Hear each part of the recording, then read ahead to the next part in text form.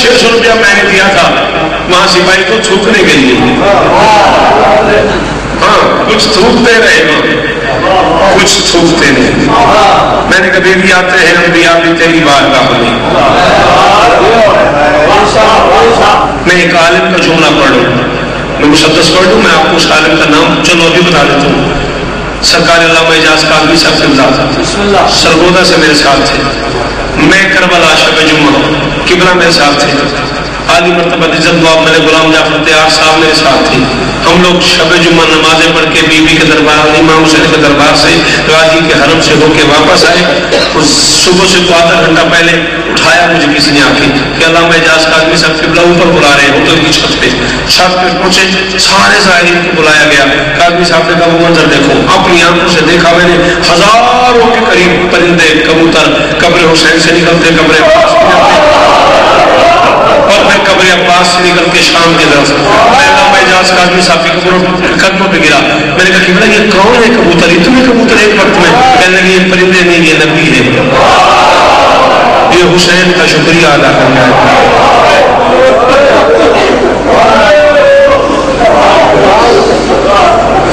یہ نبی ہے، جب پہلے حسین کا شکریہ ادا کرتا پھر عباس کا شکریہ ادا کرتا۔ میں نے کہا پھر کہاں جا رہے؟ کہنے لگے پھر شام میں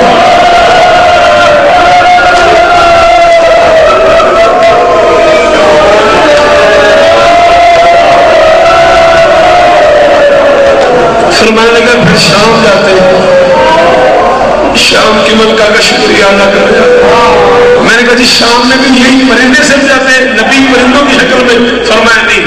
یہ ہر شب جمعہ پہلے مدینے جاتے ہیں، قبر رسول پہ جا کے محمد کا شکریہ ادا کرتے ہیں، کہتے اللہ کے رسول کئی مہربانی تو نے ہمیں بچا لیا۔ نبی قبر سے باہر آتے ہیں، 1.25 لاکھ انبیاء سے کہتے آؤ میرے ساتھ کربلا چلو، اس کا شکریہ ادا کریں جس نے مجھے بچا لیا۔ 1.25 لاکھ نبی محمد کے ساتھ کربلا آتے ہیں، حسین قبر سے باہر آتا ہے، آ کے پوچھتا ہے نانا جلدی تو نہیں؟ محمد فرماتے خیریت؟ حسین کہتا ہے نانا نبی آئے آپ کے پاس، آپ نے انہیں بچا لیا، آپ آئے میرے پاس، میں نے آپ کو بچا لیا، نانا آؤ شام اس کے پاس چلے۔ امیر بن کے باتوں میں رہے، امیر بن کے نانا آؤ شام چلے، ایک بار اس کے پاس چلے جس نے مجھے بچا لیا۔ قبلہ آپ ماتم کر رہے ہیں، میرے لیے آپ بہت احترام کی جگہ ہے، مجھے آپ کے ماتم کی قسم ہے، عقیل سے پوچھیے گا مولا سے 1000 سال زندگی دے، کراچی میں نے راجہ رشید اسد صاحب کے جلسے پہ آج سے 7 سال پہلے جملہ کہا تھا، مجلس ختم ہونے اندر شادی لوگوں نے اٹھ کے ماتم شروع کر دیا۔ میں نے کہا کھلے ہوئے ہاتھوں سے دین بچانے والے کو حسین کہتے ہیں، بندے ہوئے ہاتھوں سے حسین بچانے والے، پتھر کا بندہ ہے وہ، اس نے ہاتھ نہیں مارا سینے پر۔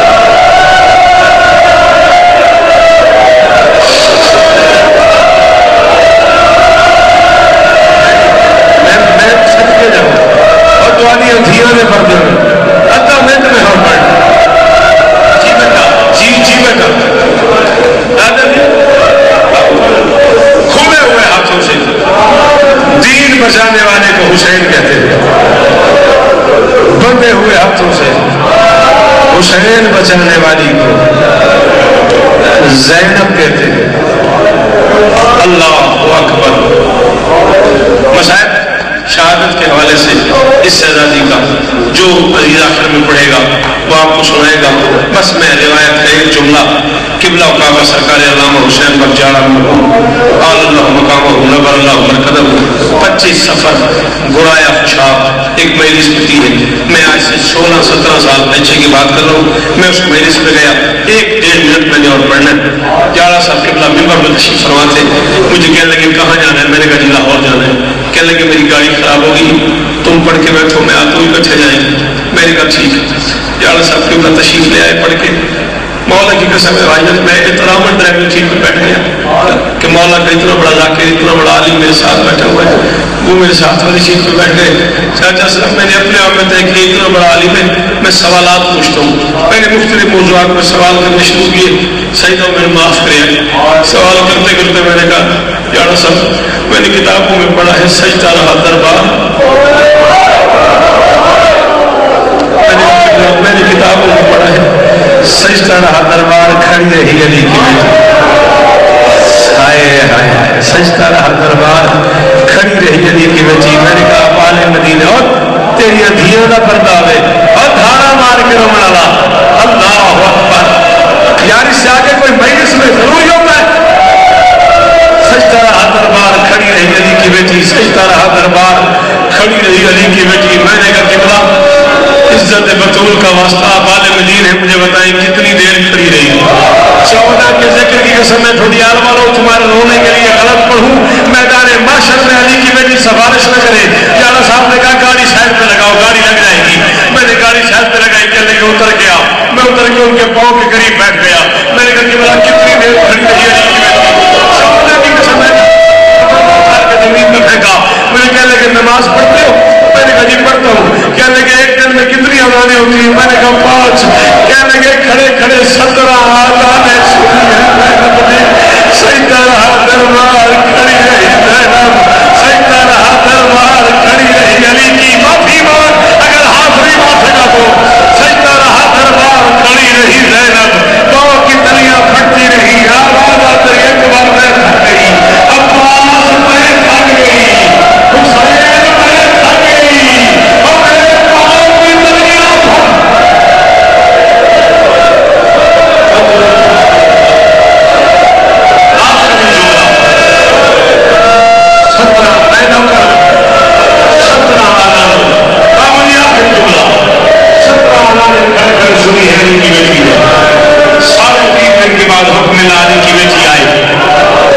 شرابیوں کے دربار میں پہلا قدم آیا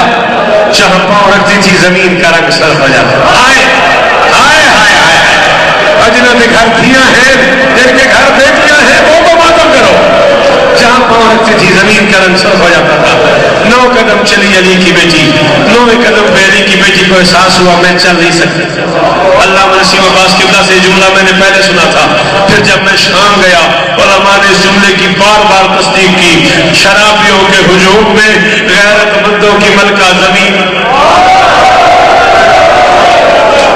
سجاد قریب آیا امہ نہیں آتا تجھے ماتم نہیں آتا اگر قریب آیا امہ کیا ہوا علی کی بیٹی نے کہا میں چل نہیں سکتی میرے پاؤں پھٹ گئے ادھر علی کی بیٹی زمین پہ بیٹھی ادھر شمر نے تازیانہ اٹھایا بیمار کے قریب آیا کہتی میری ماں کیوں نہیں چلتی فرمایا میری ماں تھک گئی ہے تھکنے کا لفظ ہے اس کتے نے بیمار کی کمر پہ